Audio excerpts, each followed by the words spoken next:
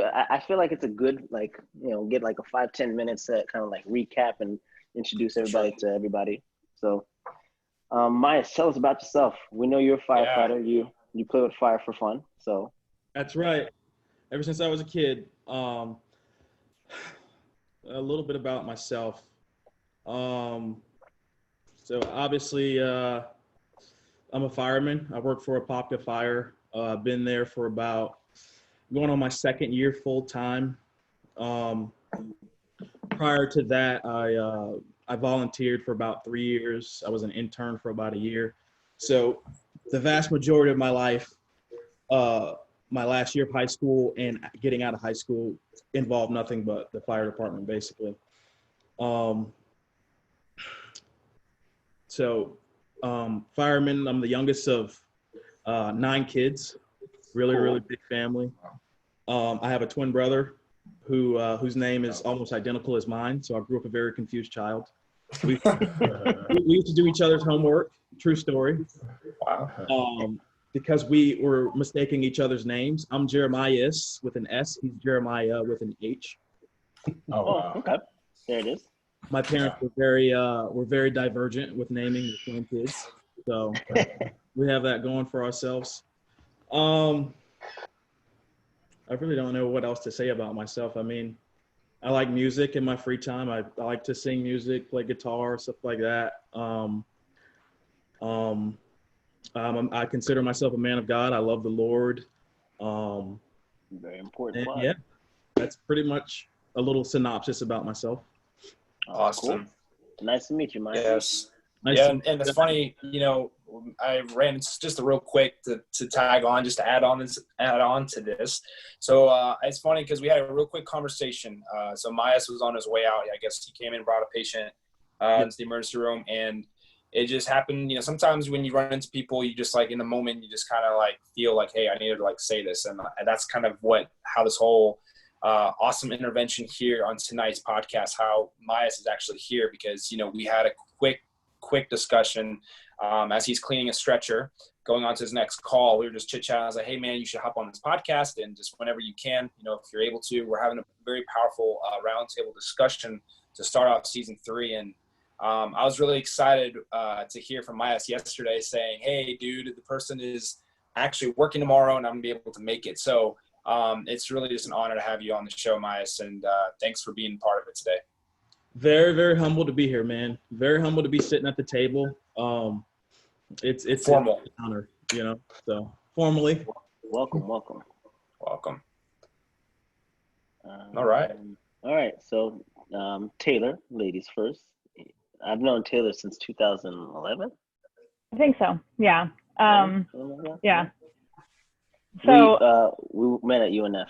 Just go ahead. No. We lived in the same apartment complex when we went to UNF together. Neighbors. Adler was one of my favorite people while I was in college. I hung out with him and his roomies like every single night.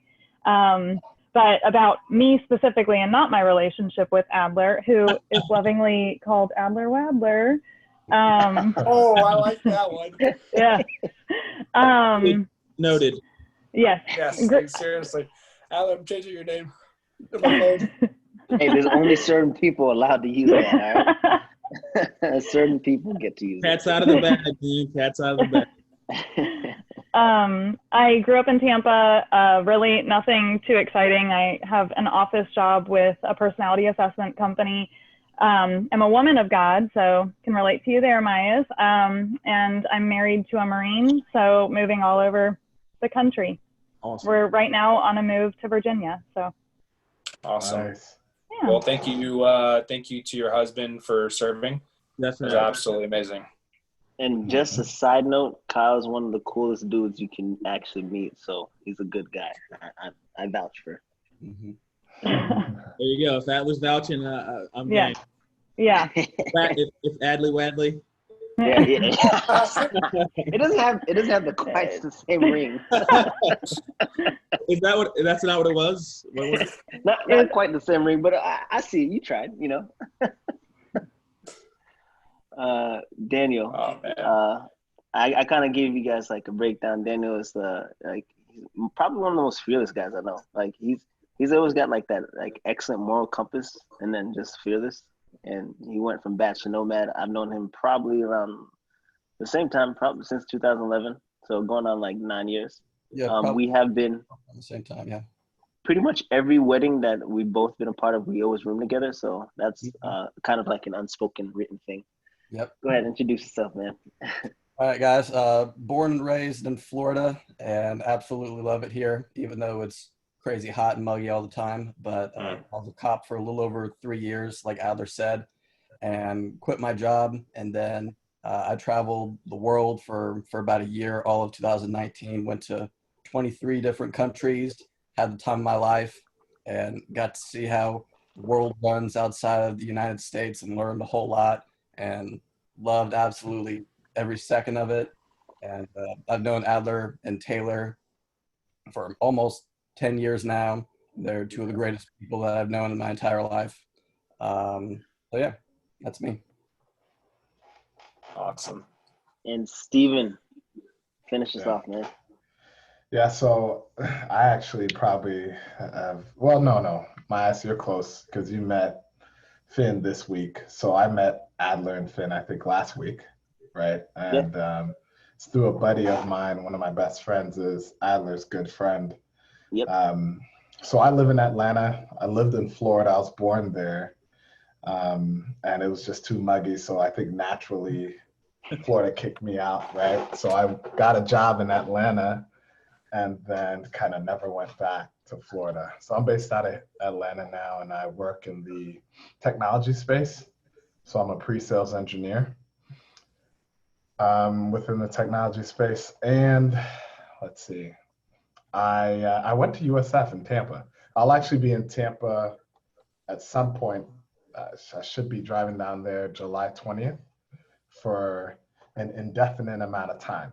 So I'll be in the Tampa area for a little bit. Yeah. Cool. That's where my parents live. I actually, just to throw all this, so Taylor, from living out in Tampa, my parents live there. I grew up there myself. I moved out to Orlando because I had, long story, but I ended up going into the military myself and things didn't work out. So I'm still here because I work for a wonderful hospital system. Hoping to go to school. Well, actually, I will start school in the fall, but if I could go back to Tampa tomorrow, I probably would, but I can't. So, yeah. So with the whole Tampa gang going on here, I just thought I would throw that in there. Go Tampa. For sure. Yes.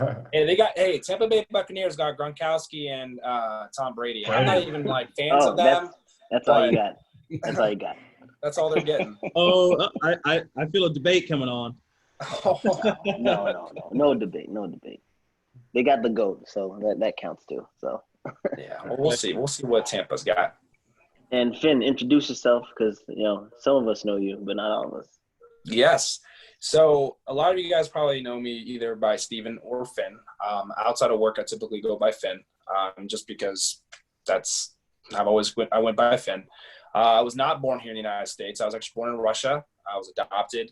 And I came over here to the States in 2007 and been here since. I speak German. I'm pursuing. Oh, God. Yeah, what's up, dude? Yeah, Adler wants to learn German really bad, and I've sat down and had conversations with him, and it just does this. So it's okay. Right. It's not an easy language. It's not easy. I need to work on my. Yeah. Well, that's all German sounds like is ich, and all that other stuff. All right. But no, my future ahead of me looks, like you guys had said, first of all, ministry is a huge, big part of my life, God and his works. And, I lean on him for everything that I do.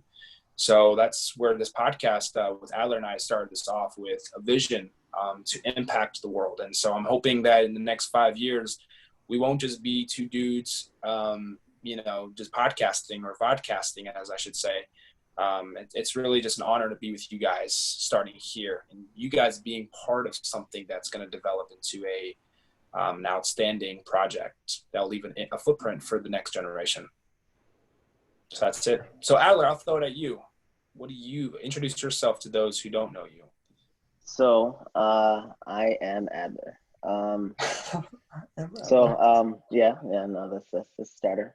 So I was born in New York. My parents moved down to Florida because they believed that New York was no place to raise a family. Both my parents are immigrants, come from Haiti. My mother came here at 9 years old. She lived in the projects, worked her way up to become a licensed nurse. My father came here around the age of 22, 23 years old, taught himself English, got himself a scholarship, and he became a licensed paralegal.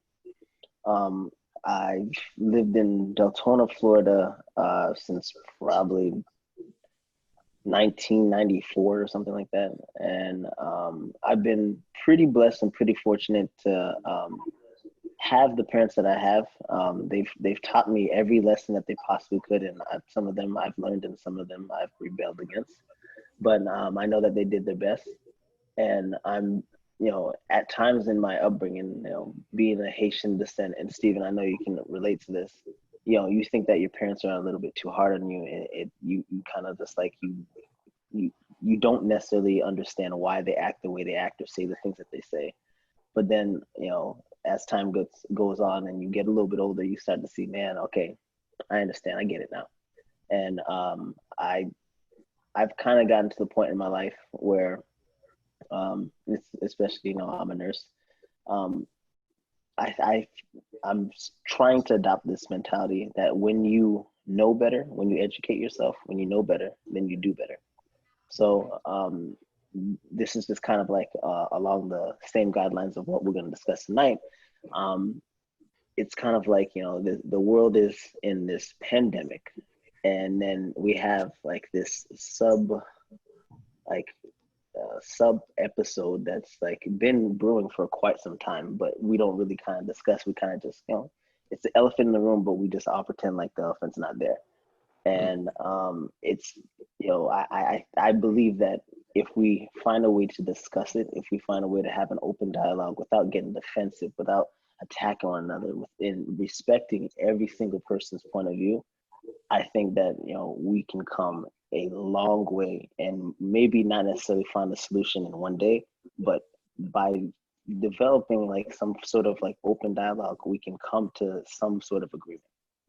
And that's me in a nutshell and what we're talking about today.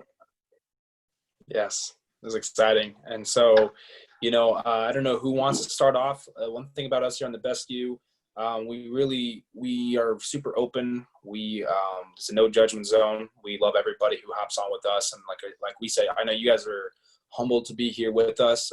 We're just as humbled, taking your time out of your day, your evening, I should say, to be with us on this episode, on this season. It is a really big deal for Adler and I, obviously, to not only, we talked to each other on the podcast, for 2 seasons, and now we're at this point where just like we need to step up our game a bit and start adding people, like hearing it from other people's perspectives and on life, from obviously, like Adler said, the sub episode that's taken place in our nation. Everyone said in 2020 it's the vision, the big year for everything to happen, and there's a lot of stuff that's happened, and it's not necessarily as we may have planned. But if anybody would like to take the floor and start off, that's, that you're more than welcome to take the mic. This is the time to have this open dialogue. I'm really, I'll speak for myself. I'm really excited about this one tonight. So anybody who wants to take the mic, take it. So if you don't mind, I'll start first. So today I kind of want to talk on an uncomfortable conversation, because this is something that me and Finn, we've talked off air about. It's white privilege. Now, when you say privilege, unfortunately, people get like defensive immediately. They have this belief that privilege means that they don't work hard, or that I'm not sure exactly, like it has like this negative connotation basically. But the word privilege, according to Webster, it says having special rights, advantages, and immunities, right? So as a Black man, I can say that I have been privileged. the same struggle that my parents, and I went and told you guys about my parents for a reason. My parents struggled when they first came to this country. They didn't know the language. They didn't know where their next meal was going to come from. They didn't know a lot of like how we were going to pay for rent, where we're going to live, where we're going to stay. Like a lot of those struggles that they had, I never dealt with as a kid. There was always food on the table. There was a 2-parent working household, a paralegal, and a nurse. I went to the best schools that my parents could afford. They sent me to private schools. And I was blessed enough that they started a college fund for me at a young age, and it allowed me the opportunity to be in the position I'm at today. So I can tell you outright that I am privileged. It's a different type of privilege because I can talk to other Black men that I've had the pleasure of meeting, and they tell me, man, I had to, get a scholarship, educational scholarship, or I had to get like a track scholarship, and then I was able to go to college. I'm the first person in my whole entire like family to ever get a degree. And I'm just like, wow, that's like, I never had that struggle. I don't have that association because that's never been my reality. 3 square meals. If there was a project I wanted to do, I had the luxury of starting piano lessons, then quitting, taking singing lessons and quitting, joining the football team, being part of the track, doing anything that my parents, anything I was passionate about and my parents wanted to support, I was able to do it. I never struggled. So as like one of, just as a Black man, I've been just very privileged in the life that I've lived and the opportunities that I've been blessed with. And, I can say that. Now, Finn, I think you had something that was kind of interesting, like off air. I don't know if you want to share it yet, or you want to. We'll pass them. This was well, yeah. I can hit back on, but this was about the question that I asked you about. I believe I'd mentioned something, a different word or a different approach. Was that what you were talking about? As we talked about. Yeah. Right? Yeah. Okay, we can hit that a little later on down the episode. I'm looking at Steven. I feel like Steven has something that he wants to add. Like, so go ahead. No, I don't necessarily have anything in particular. It's just, when I think people don't realize that everyone has some sort of privilege, right? Like, privilege is not something that is limited to a race or person or gender. Everyone has different privileges, right? Like if we compare my son to upbringing to what my upbringing was, you can clearly tell that he's privileged, right? The kid has an iPod since he came out the womb, right? Like that didn't happen. I didn't get a cell phone until I graduated college or till I went to college or something like that. But I think it's very important to highlight that there is a privilege or a level of privileges that white people have that Black people just don't have. When we think about, people saying getting pulled over, their heart starts beating. There's this stress that's automatically added to a Black person that most white people don't ever have that stress when they're getting pulled over, right? That is a privilege. That is specifically a white privilege. So, and it's not a bad thing, right? It's just the reality. And we can't be afraid to face the reality, right? And it's like, I don't think white people should necessarily feel bad that they have that privilege. It's not like they kind of like you as an individual, Taylor, that you're forcing that privilege on yourself. No, this is something you were born with. I think what's really important is to acknowledge it, right? And be understanding for those that don't have it, right? And be empathetic from that perspective. So that's all I'll add to this point for now. Thank you for that. That was good. And it's something that I wrote down here in my notes. It's the common response we typically, and it may be in this very scenario, like you said, it's the automatic defense. We have a defense mechanism as people. We don't necessarily recognize it in the moment.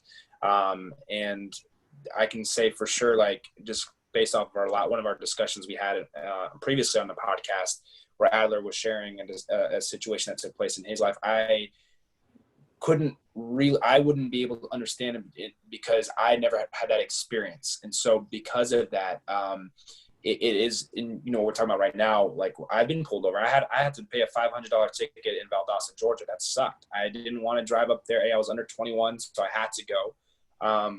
But from our off-air discussion, my experience compared to Adler's experience was very differently taking place. It was like, hey, license registration. All right, you were speeding. Okay, continue on. And from Adler's point of view, it was a very different experience. And I'm not just saying for Adler, for any black male or woman or man, that experience, like you said, Steve, has an additional level of stress that would make that experience a lot more traumatic or much more extreme compared to a white man or a white woman. So it is that it's very obvious that, you know, like you said, you're not born into feeling like, oh, like that's what I have. It's just society has created this kind of reality, and to face it, we need to, you know, this is the kind of stuff we have to do. Can I add something? Yeah, go ahead. You guys can hear me, right? Yeah. Oh, absolutely. Okay, just making sure, because I've never had this. Looking fresh too, man. Looking fresh. Thanks, man. Thanks. So I believe that piggybacking off everything you guys said, I do believe that, you know, you are born with privilege. All of us have privilege in some sort of way. But on a side note, I also think that you can obtain a privilege as well. Let me explain. So a little in-depth background about myself. So I grew up kind of opposite to Adler. So I grew up in a very impoverished family. Like I said, I have 9 brothers, not 9 brothers, I have 9 siblings, 5 brothers, 4 sisters. And my parents, they didn't get a high school education. My dad dropped out of school to take care of his family, and wasn't able to obtain a high school education, wasn't able to get any type of degrees or anything like that. So living off of Social Security, you know, monthly to take care of 10 children. So we grew up in a very, you know, rundown home, and some nights we didn't have food, some nights we didn't have lights, but we did have each other, which I think is important as well. But being the youngest out of those kids, I kind of had to obtain the things that I wanted out of life, and it was tough. You know, I had challenges and stuff to go through. But what I did was I found someone to mentor me. I clung on to that person and got out of that situation. I found a lieutenant who was in the fire department. He kind of found me in high school, recruited me, and basically trained me up and allowed me to come into his world, in a sense, and learn about his world and what they do. So he helped me get into school. My parents didn't have money to pay for school. I got a Pell Grant. I got FAFSA and stuff like that in order to pay for school. I qualified for tons of money because my parents didn't make any money. And, but I had to do the work. I had to take the tests. I had to get to school and stuff like that. So now I have these privileges. I have the privilege of driving when no one else in my family has ever owned a vehicle. They take, you know, the Lynx bus and stuff for transportation. I had the privilege of graduating high school. No one else in my family has graduated high school. You know, I have the privilege of owning a home. No one else in my family has had the privilege of owning a home. You know, all these privileges that I obtained, you know, through work. So I think we're born with privileges, but I also think that with that, we can earn our own privileges as well. Yeah, absolutely. I agree, man.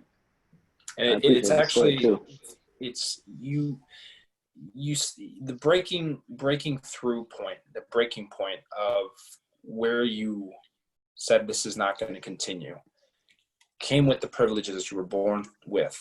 That's right. That we utilize a different word as gifts and talents, and something that you can offer to whoever, God, to the world, however you are going to utilize who you are as a person.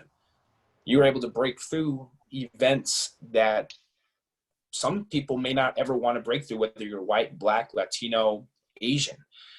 That's just a human thing. Some of us don't have that motivation or that energy, that drive, which goes right back to why the best you is the best you. It's for anybody that is willing and wanting, whether you're black, white, Asian, Latina, whatever the case may be.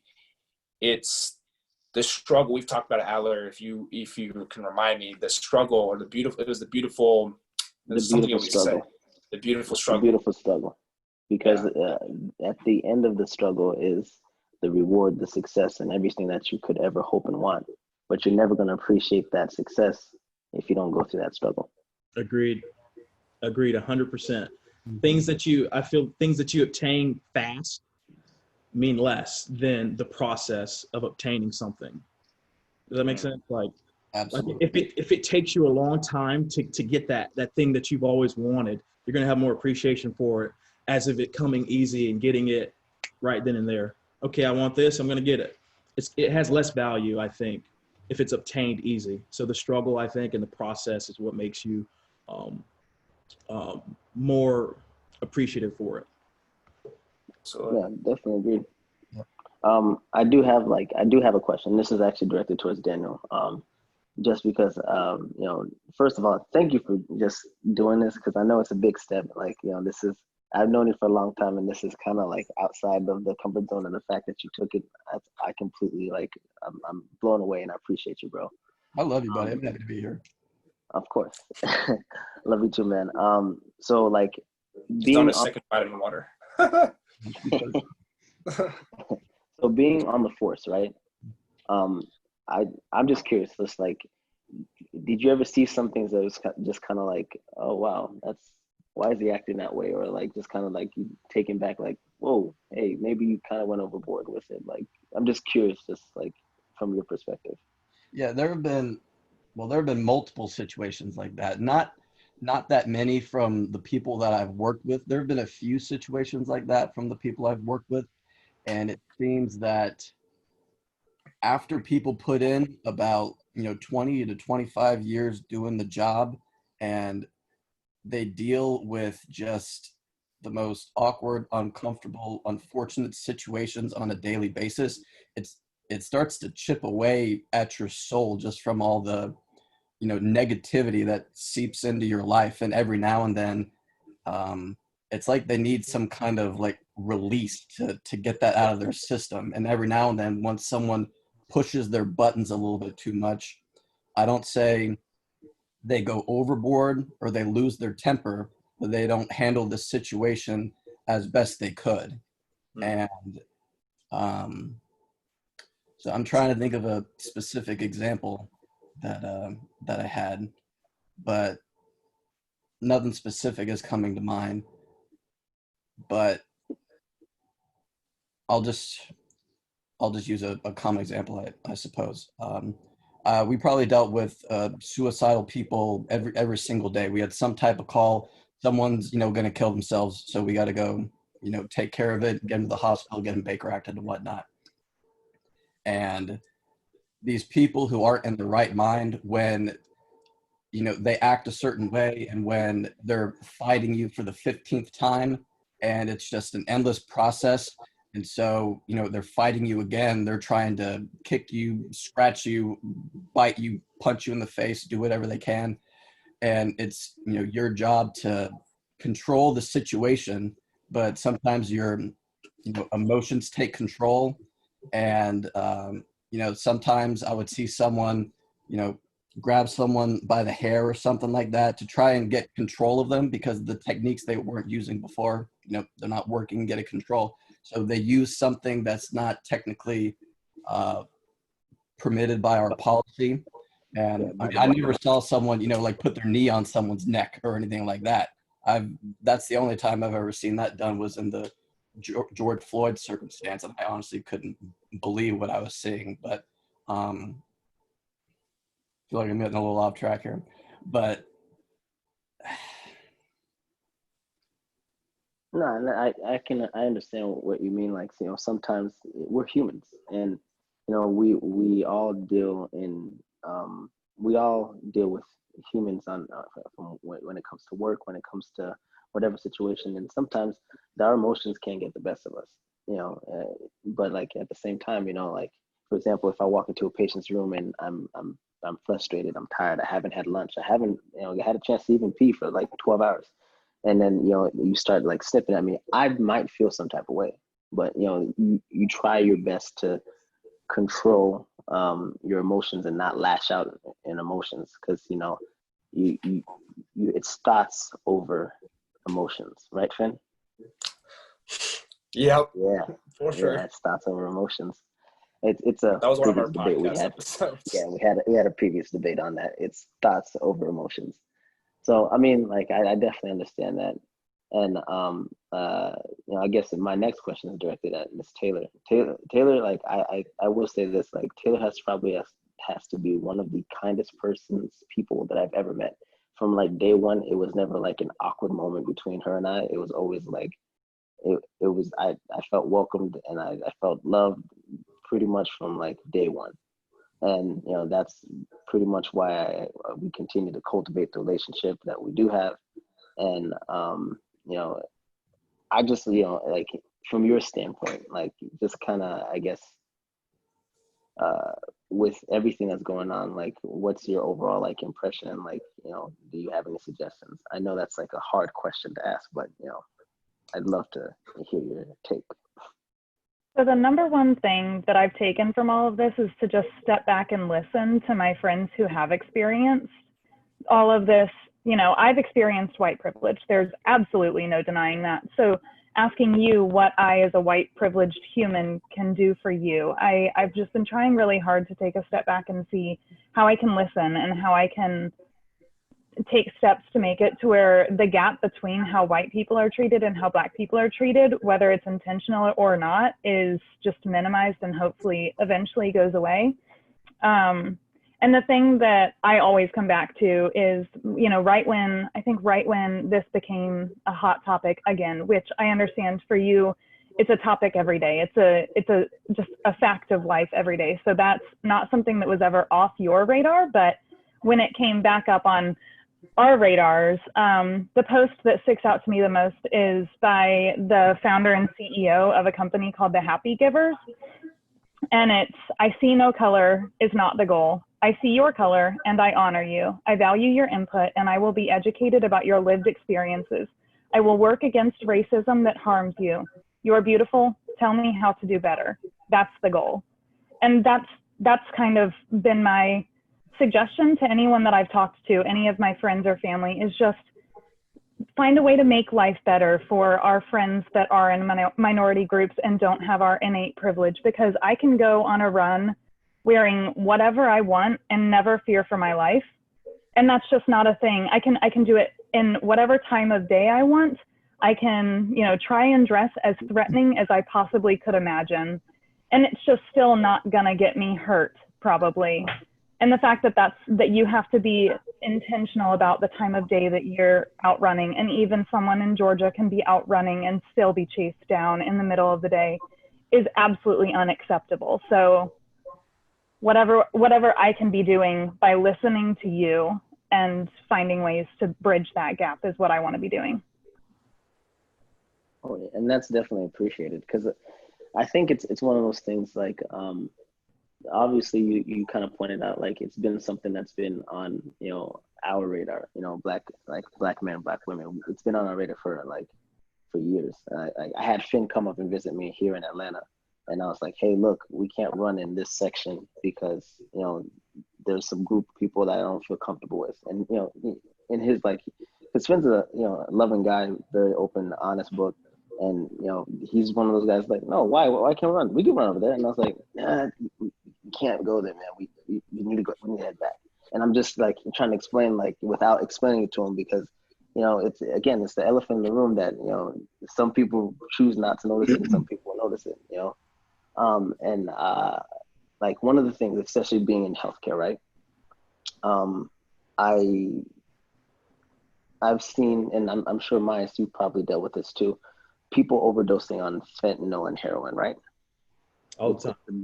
It's a big, huge thing in America right now. It's like probably like outside of the coronavirus, it's probably the second largest pandemic or epidemic that we're dealing with currently in the United States.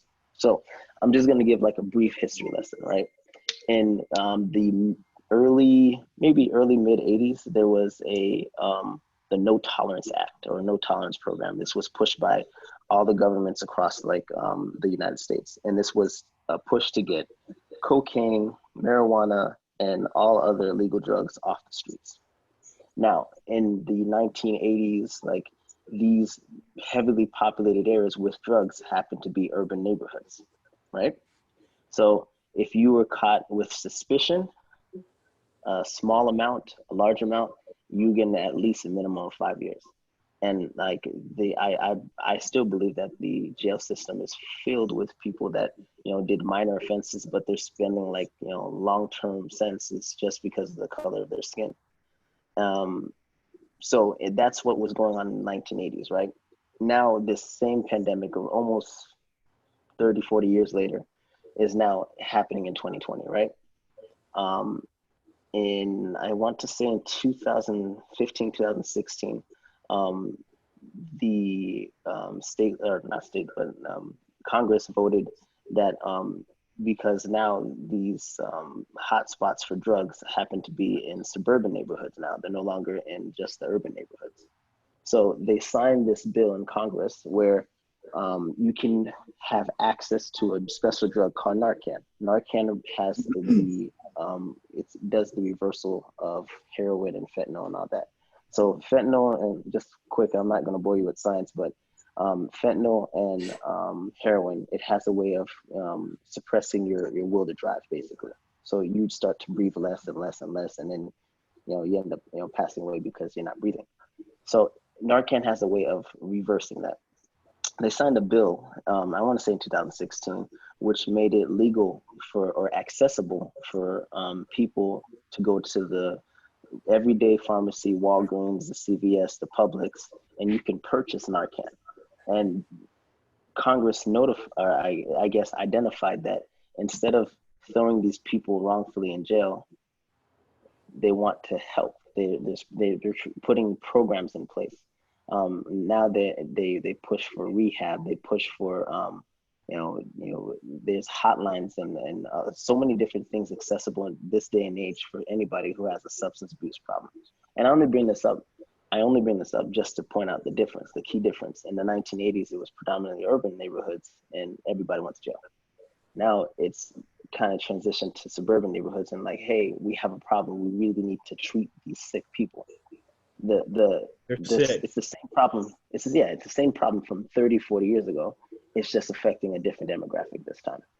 And like for somebody to say that there's no such thing as systemic racism, I will always point to that example every single time because it's the most recent one and it's something that's currently affecting us like on a day-to-day basis. Absolutely. Wow. I've never thought of it that way. That was really well explained. Yes. I mean, it's because I actually just finished writing a paper on it for school, and I was just like, huh. But I focus more on like the accessibility to programs and stuff for somebody who has a dependency problem, and I also just kind of connect the dots. I was like, oh, okay, this makes more sense, and I did my own research just to kind of like, okay, all right, I see the difference right there. I think Stephen, you were trying to add something. Yeah, no, I was just going to say, I think it's very obvious and easy to say that you can't look at Black people for over 400 years as less than a dog. And then within less than 100 years, think that people are going to equate them to humans. It just doesn't make sense, right? So if you look at, that's why some of these things are in place the way they are. It's because like we're still not equal. As a matter of fact, when you think about the term Black Lives Matters, right? All we're asking is for you to acknowledge that we exist, not that we're equal. Just that we exist. As this comedian says, just matters. Matters, right? Just matters, yeah. Exists. No retaliation, just matters. So we're still, and for the longest, or at least when Black Lives Matters first came out, it was still seen as this negative thing. And it's So, right, and it still is. So we have to, again, it's critical that we face our realities. That's the only way we can move forward, right? Absolutely. Absolutely. If we don't, then we're doing a disservice to ourselves, right? You go to Germany right now, they have like this area that's set off that shows like it's like a memorial for victims from the Holocaust, right? You cannot go through Germany without witnessing that. They acknowledge that this was the mistake of their past, while we try to cover up our things. We cover up slavery. We change the idea behind it. Growing up as a kid, I was taught that, hey, Black people are the ones that sold other Black people through the slave trade, right? Like that's what I was taught as a kid, to make it feel like, hey, it's your fault that you're slaves, right?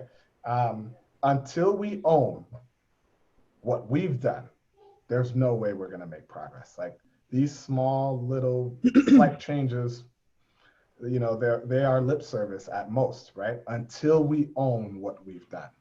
And that's really important to acknowledge. Well, I think that.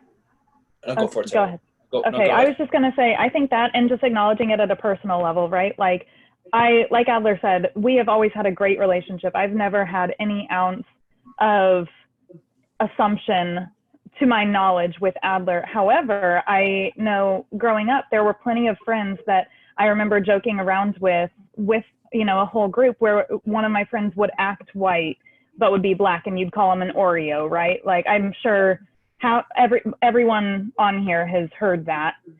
And that's so racist when you think about it, because it's saying if you act like a civilized human, then you're acting white, instead of just acknowledging like Black people can be just as civilized, are just as civilized as white people. So it's not acknowledging just that as a country we have been racist, but as individuals we've been racist, and we need to work to fight that at a personal level, to make sure that we're not enhancing it with even things that we mean as a friendly joke with our friends, because that's still not working against this innate racism that we all have. Absolutely. No, and you know, it's last time we were on here talking about you know, a childhood event. It took place last week. We had talked about it, and it was just a simple fact that you say I go on a personal level. It's we're raised thinking one, like, gosh, how do we put this? I don't really remember how exactly it was put, but the point is, you're absolutely right, Taylor. I think that as we become more and more aware of what's going on, and compared to where we may have been a year or 2 or 3 years ago, you know, as a white man, I feel like I witnessed this personally amongst my friends, and even myself. And I'm not going to deny this either myself, like for a while, because a lot of it didn't really make sense to me. A lot of this didn't make sense because I would say that I was very transparent. As you know, I don't judge a person by their color, their religion, or any of these things. But unfortunately, because we live in a country where that is the foundation, unfortunately, that's sown within the United States is I don't know how to use it, in their quilt, if you will. We center our attention and our feelings on what we think, and we forget what the voice of a Black man or a Black woman is really trying to voice. It's almost becomes a sense of, it's ignorant, but it's also a defenseless or a defenseful approach, which, yes, obviously it's very uncomfortable to talk about at times. It's not something that's easy. And I think it's, again, like what you said, Taylor, you said it very well. This isn't out of, you know, the Black man or Black woman's scope or outside of their radar. For us, maybe as a white person, it's a little bit more uncomfortable because they're bringing it to this, we're bringing the issue to our level. It's kind of like, and I don't want to use this as a negative, but I just want to kind of use this as an example that's probably not the best, but it's, why do bullies bully? Bullies bully because they want to bring people to their level, because they're insecure, they have issues going on in their life that is causing them to be lower, or maybe feel like, oh, I don't have, you know, I've got this issue going on, so I'm going to make you feel just as low as I am. Now, again, I'm not saying this to create a negative example. What I'm saying is, in the positive perspective, changing it around, the voice of the Black woman and Black woman, a Black man and a Black woman, is to vocalize what's going on by making it known, hey, there's an issue, there is a problem. And it's bringing us down here to figure out, oh my gosh, there really is something. And Steve, you said this perfectly. In Germany, you're absolutely right. I was raised there. You cannot talk about it, but there is a sense of ownership. Like, hey, we screwed up. We killed a lot of people that we shouldn't have killed, and they owned their situation. Mm-hmm. Yes. And we're allies. Germany's allies with a lot of different countries. And even though they made a lot of bad choices, they're still allies. Our country needs to do the same thing. We need to stop being so defensive.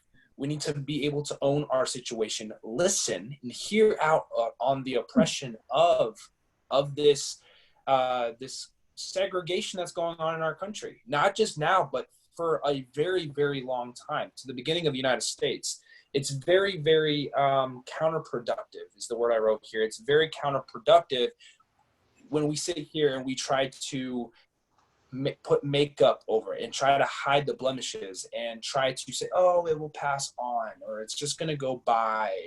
It doesn't work. And like I said previously, like I didn't have as much exposure to this. So I didn't have as much education. And now I'm educating white men and women as I'm on the go to try to bring the reality to light, because it's not in their, it's not the jug of milk that they're pulling out of the fridge every day. It's that piece of chicken that they have in the freezer that they'll touch at the end of the week. It's what analogies, man. Adler knows. Yeah, they're crazy. They are.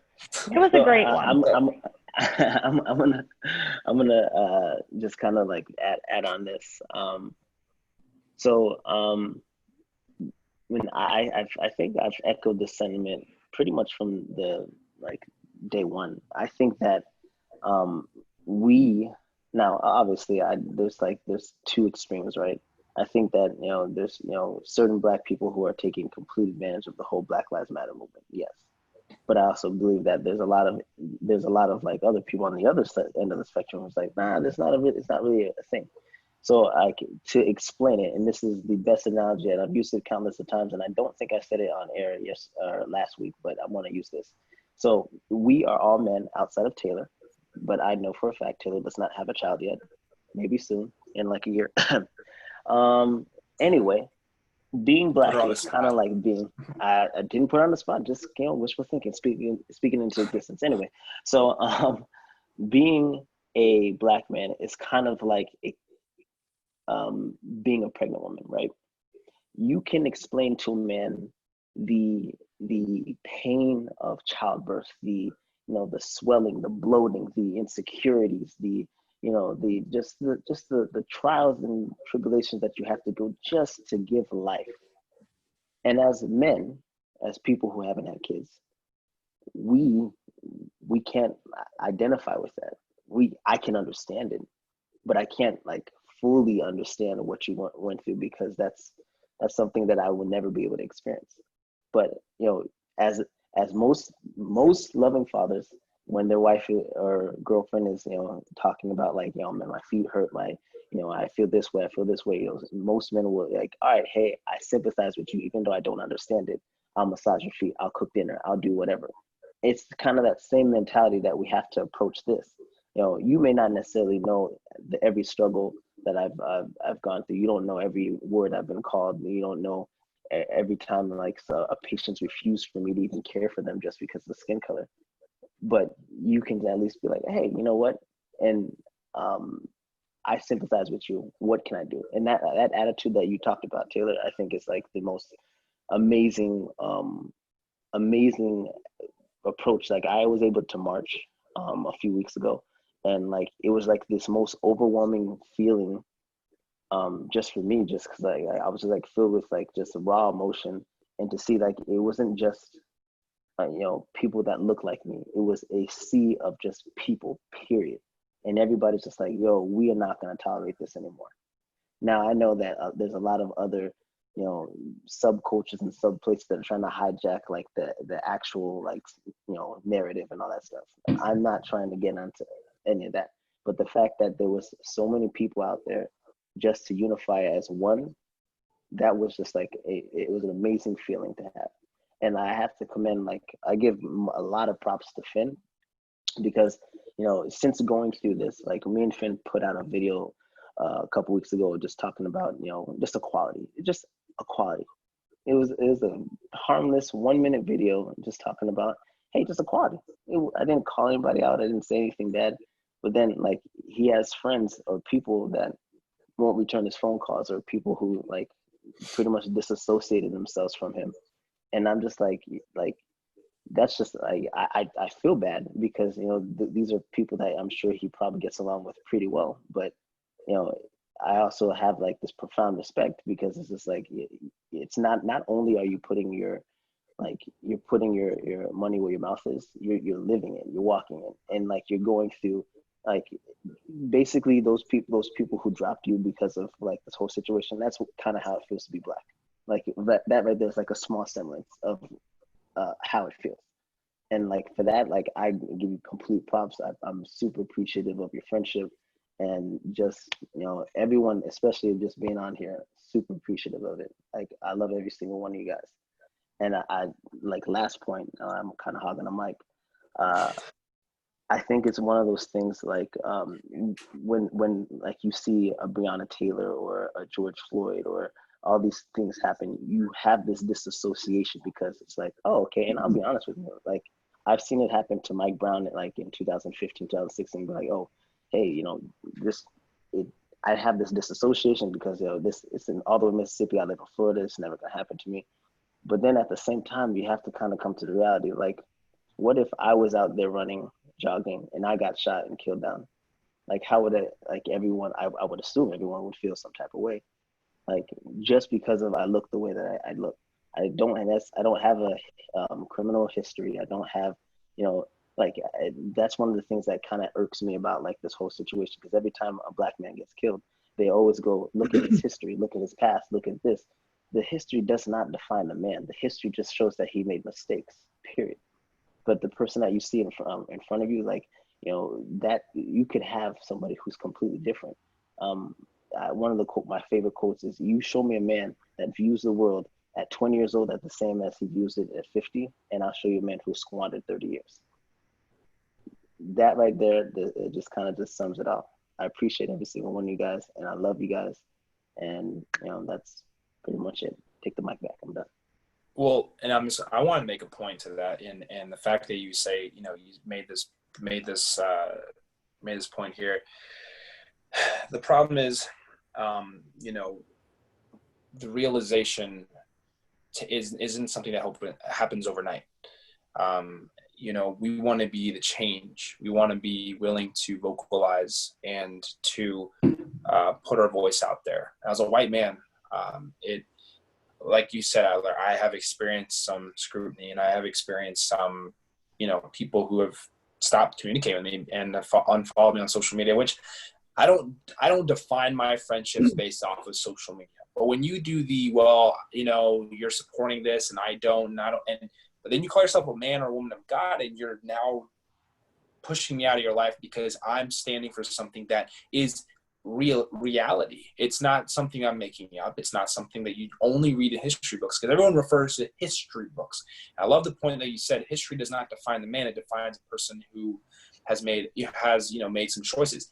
I'm gonna be honest. I'll speak for myself. I made some very, very bad choices growing up, and I say that not just because I was being a teenager or being a kid.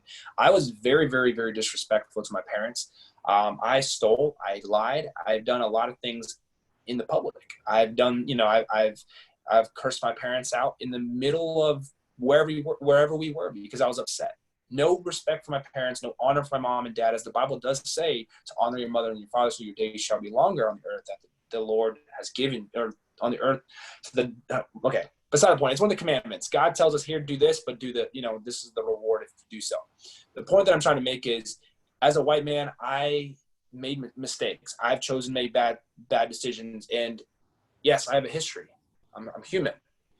But that doesn't give anybody, whether you're white or Black, to give definition or define a person based off what they've done. Because at the end of the day, there are some very, very intelligent men and women in office that are running businesses, that are leading this nation, that have led this nation, that are making a difference and an impact.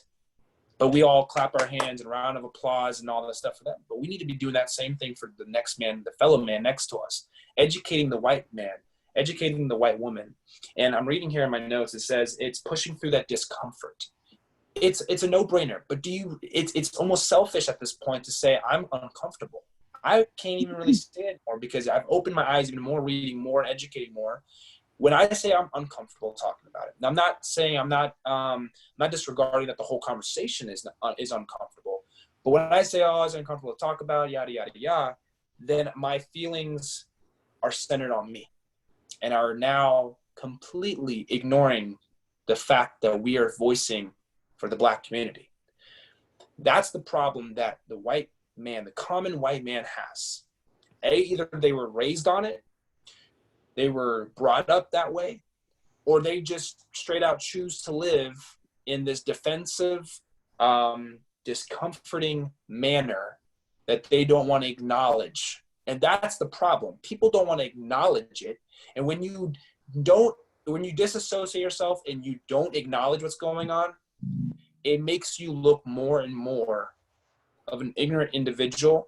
And I'm not saying this to anybody directly out in the world who's listening to this. I'm just saying when you sit there and act like you don't know or don't see it's going on, it will create absolutely no change. And if people want to speak about change and do change, then we need to sit down and do it. And that starts off with acknowledging, recognizing, and listening, just as Taylor had said earlier. So that's just my viewpoint as I'm getting more and more aware and more educated and becoming more comfortable, not just speaking to about it, but actually doing stuff about it. Like I realize that. And it's been a journey since our video that we did, that took 45 minutes to do 1 minute of powerful impact. I know. Yeah. And I wanted to add on to what you were saying. Thank you for sharing your a little bit about your upbringing and that personal event that happened with you.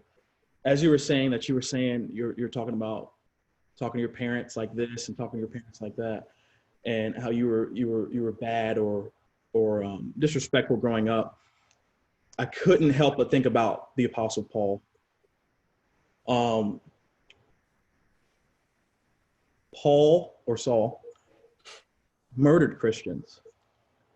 He hated everything that had to do with the Lord, but yet God used him to be an ambassador, to be an evangelist. So true. And God moved through him. So like you were saying, Adler, you guys are hitting it right on the nail. You can't judge a man by his past.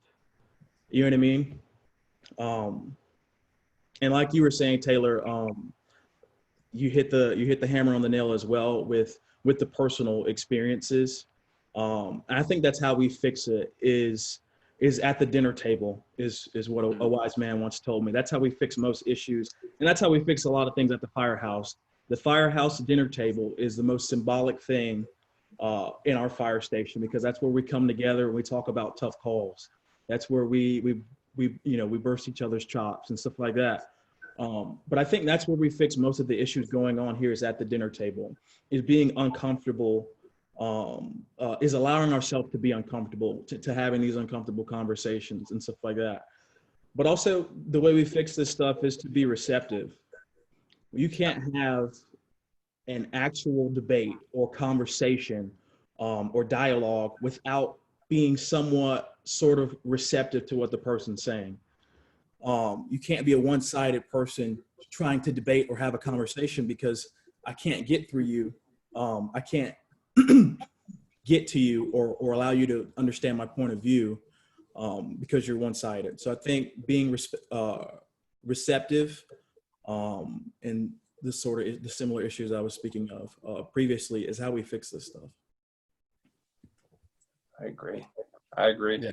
It's getting to the roots. It's really, it's our country. If you think about this, just to draw or paint this image real quick, we have said this and we all know it's to start at the root. It's a cliche that I say this, but the root of the starting of our country. In order to kill a weed, right? You have to pull it out. You can clip the top every day, all day long. But that weed is going to continue to grow until you pull the root. I do landscaping on the side, 100%. So you understand. And many talents, man. Our country has a root that we haven't pulled out. It's just, or a weed that we haven't pulled out. Wow. We just keep clicking or clipping away at this root or this weed called racism, this inequality between white and black. We keep clipping it, trimming it, making it look nice. Like Steven said earlier about just masking, or Taylor, someone said masking it. Or even Myas, I don't know who said it, but someone said something about masking it. Just picture our country has this root that our country's starting on. If we pull that out, maybe, we have to, it's going to take a minute because we let this root grow quite a bit. This is the beginning. Instead of clipping away the leaves and clipping away the stem of the weed, we need to start pulling out the weed. You can also say this, though, because we can fix the problem. We can pull that weed out, right? Mm-hmm. But we also have to stay steadfast. We have to spray Roundup on that weed, where that root was, to keep it suppressed, to keep it from growing again, to keep it from resurging, from restarting, from coming back again. Absolutely. No, we that's exactly right. But Steven, you got something? You look like you want to stay. I'm just curious. Yeah, I'm just curious. What are some roots that you guys could identify, right? So, for example, for me, if we're talking about police brutality, it's pretty simple. There are questions like police officers have to take a lie detector test, right? Yep. We could ask police in different scenarios, how would you handle this? And you'll hear the truth, right? Because there's a lie detector. So, that's one way I think we start to look at fixing like a root, right? If we're looking directly at, there's a lot of police brutality that happens to the minority groups. I wonder why it's so difficult to identify resolutions. Like it took so long for us to get to body cams when that technology existed so long ago. And it seems like usually it looks like we hire not cops that are not as good as handling situations that they're not familiar with.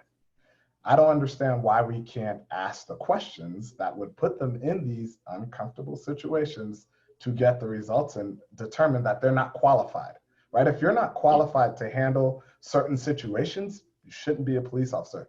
If I'm afraid of heights, I can't be a pilot.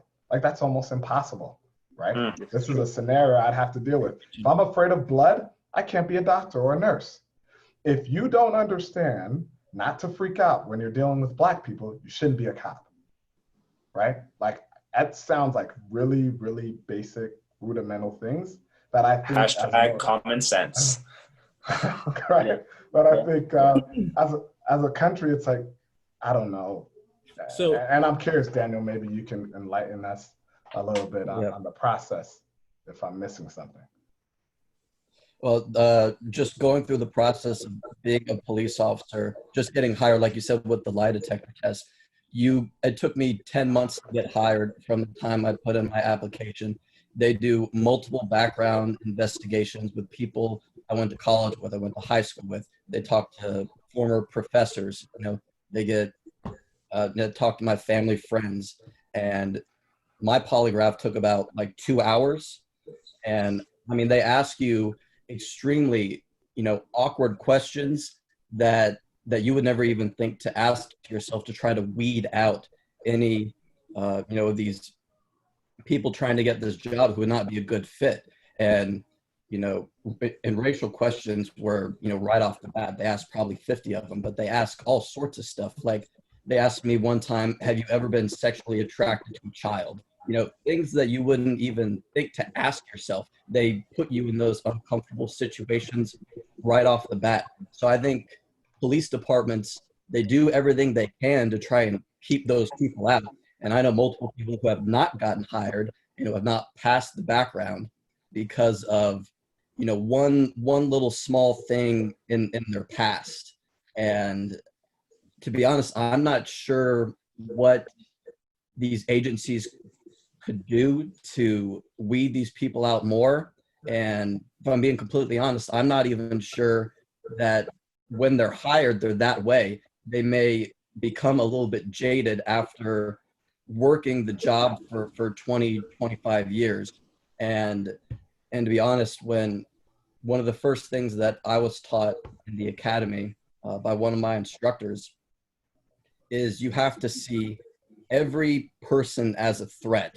And that ended up being a very long conversation. You know, some guys are cracking jokes like, well, is, you know, a 4-year-old girl, a death threat or something like that, and everyone's laughing. And my instructor said, yeah, absolutely, they could be a threat to your life. He said, well, can you give us an example? And he said, and actually I went through a virtual reality training video that was similar to this.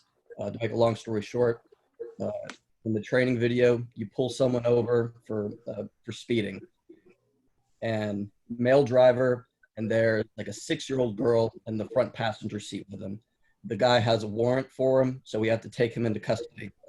So as we're taking him into custody in the video, the little girl brings out a handgun that was in the glove box and points it at you and says, "I'm going to shoot you if you don't let my daddy go." You know, that situation is just trying to show you that everyone is a potential threat. So when you go through that job and you go through these situations on a daily basis, you start to become jaded and lose your faith in humanity a little bit, if I'm being completely honest. So I feel like I've gotten off tangent a little bit as well again. No, that was right on point. I mean, that's a perspective that people don't think about. Like, I didn't think about that. Like, over time that makes sense. You probably, because I hear the same thing about doctors and nurses, right? Mm-hmm. Like dealing with like cancer for 20 years, you start to look at the next cancer patient as just a number versus when you first started, where you looked at them as individuals. So there was a good perspective. There was a doctor, and this is just, I know with the whole hot topic, and I know we got to start wrapping this up here very shortly, but we had, with the whole COVID-19 thing going on, there was a doctor, it was all over the news for a little bit. She worked in New York, and it just was becoming such a stress and such an exhaustion to her that she mentally couldn't take it anymore. And she actually took her life. Because it was becoming so detrimental to her every day. Like, it wasn't just going to work for COVID. It was like you're going into this like extremely stressful environment, knowing how New York was and may still be. We're starting to see some of that like now here in Florida, but it does get to you at some point, but long and behold, at the end of the day, guys, we sat down tonight, just to kind of wrap things up, and I'll let Adler finish it off. But just want to say it's been just an awesome discussion. This is our first time doing a Zoom for the podcast, so we are switching that name. Appreciate you guys joining us. It's not going to be podcast anymore. It's going to be vodcast because it's a video cast, and you guys are breaking ground with us. And thanks to Steve. Shout out to you, man, for giving us the opportunity to kind of look beyond our horizon. If you think about it, Steve pushed us. Yeah, Steve pushed us to be the best versions of ourselves. Yes, for sure. He pushed us to the next level. Dude, I get such a caring and loving vibe from you guys. And it makes me think of this quote. And I think this quote is very pertinent to this conversation and this dialogue that we had today. It's a quote from Martin Luther King. It says, "Let us not satisfy our thirst for freedom by drinking from the cup of bitterness and hatred." And I think that that quote is very pertinent to what we talked about tonight. And I really enjoyed this talk. Hopefully we can have some more of these guys. Absolutely. I took a lot of notes from tonight, a lot of what you guys were saying. And, like I was saying, you got to be receptive to what people are saying. Daniel, I love your perspective from being a police officer. That's a lot of things that, you know, that people out on the outside looking in will never know or understand. So, and for the record, I just want to put this out for the record. Like, I don't believe the same way that I don't believe all nurses are great nurses. There's some bad nurses, there's some good nurses. The same way I don't believe that all cops are bad. I think there's, you know, there's a lot of good cops, and they get kind of tainted because of like these bad apples. And you know, it's unfair, and I think that we like police officers have a place in society, and you know, I'll be straight up with you. Yes, I do sometimes fear getting pulled over by the cops, but at the same time, if somebody were to break in right now, guess what I'm calling? 911. right. So I think that just kind of just goes to show you that you know, we love our police officers. We love anybody who's willing to, you know, put their life on the line and just give it for a good cause. It's selfless, and you know, there's nothing we can ever take away from that. But that being said, the most important thing, and if there's one thing that I feel like we can take from this type of discussion, kind of to touch on what Maya said, when you know better, you do better.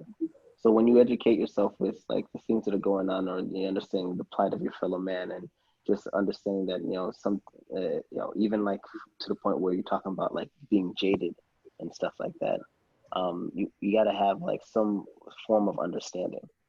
And I think that, you know, we had a very powerful discussion. I appreciate, again, I can't stop saying it because, you know, I'm super grateful for every single one of you guys that's taking the time out of your busy schedules to meet with us and just talk. We probably have one more episode left, kind of like this, a round table. We'll kind of let you know, you know, what's next. But we kind of want to do a 3-part series, just talk like a round table, open discussion, open dialogue, bring it to the table, and then we just talk about it. Because we're trying to improve ourselves every single day. Absolutely. That being said, appreciate it again. You guys have a wonderful week. Our listeners have a wonderful week. And thank you for joining us to our first video. Podcast blog. Thank you for including us. Thanks, guys. Absolutely. Thanks for being part of it. It's been amazing. Awesome. All right, guys. We'll take it easy. We're out. Have a good one. Bye. Yeah. Bye.